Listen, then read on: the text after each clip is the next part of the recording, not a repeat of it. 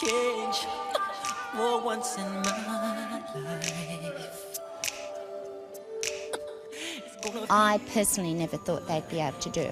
I mean, they are just amazing with their skills. They've practiced these skills and they've been affirmed and they've all been successful. The children on Wednesday nights just ooze enthusiasm and happiness. They love to come and they love to dance. And Amy practices at home, don't we? We put on the songs and we get out the wand and you do your catch a falling star, don't you?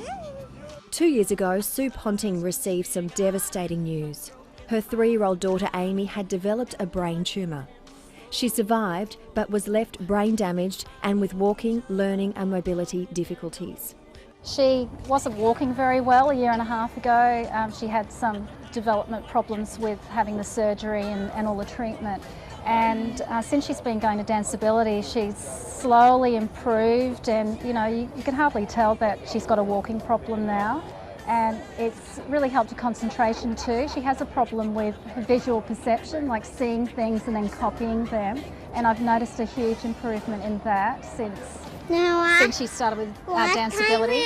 Lucy Ricardo's son Patrick loves to dance.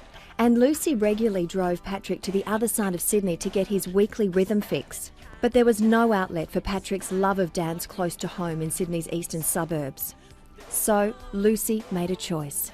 My inspiration for opening Danceability Australia was really because of my son Patrick and finding a suitable dance school which would cater for all his needs. She started Danceability to focus on Patrick's unique ability and so many others like him to give special needs kids in the eastern suburbs a chance to shine. The majority are Down syndrome. There's cerebral palsy, spasticity, autism, just intellectually delayed.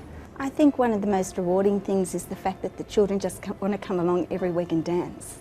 They just love it. They live for it, they want to perform, and it's beautiful being able to give them the opportunity to do this. Danceability's energetic choreographer, Anne Middleton, is the creative pulse of this dance school with a difference.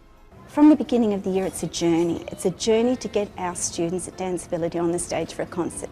And it's impossible for this caring grandmother not to become emotionally invested in her unique students.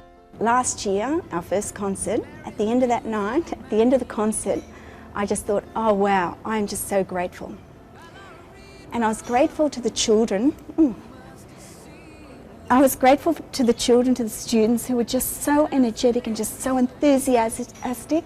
They're just so happy for anything that they're given. Well, Danceability is just a place to have fun, number one. They're practicing the same skills every week, so there's a routine, but they feel comfortable and secure within that routine. The parents are very visible, so none of them feel like they're left alone. And they're all successful. They're all learning and they're just having fun. Francine Darville is a local special needs teacher that volunteers at Danceability. She teaches Amy Ponting at preschool and can't believe the incredible improvement in her students since Danceability came into her life. I had some OTs come that have been in the business for years, and they said they were doing steps that were very complex, that were very complicated, that took a lot of learning. So you never underestimate children. I think maybe I do sometimes, and this has really showed me not to. And last year's big Danceability concert was a special moment for Fran. The night of the concert, I think, was the most exciting and amazing day of my life, because these children performed and achieved skills. It all came together and they were so happy, and you could sense the excitement in the room. Or the parents were thrilled, the children were thrilled, and we were thrilled. Lucy and Anne are determined to keep Danceability on track and expand Danceability beyond the eastern suburbs of Sydney. If we got a government grant, it would enable us to have more equipment, more students, more classes, and own our own hall. A grant, big or small, would help Amy, Patrick and the whole Danceability crew to focus on their abilities and make a few small dreams come true. My absolute dream would be to open up schools all over Australia and for the students to perform internationally. If we had financial help, we'd be able to get costumes, and we'd also be able to get a rehearsal space that is just ours. After all, it's all about ability.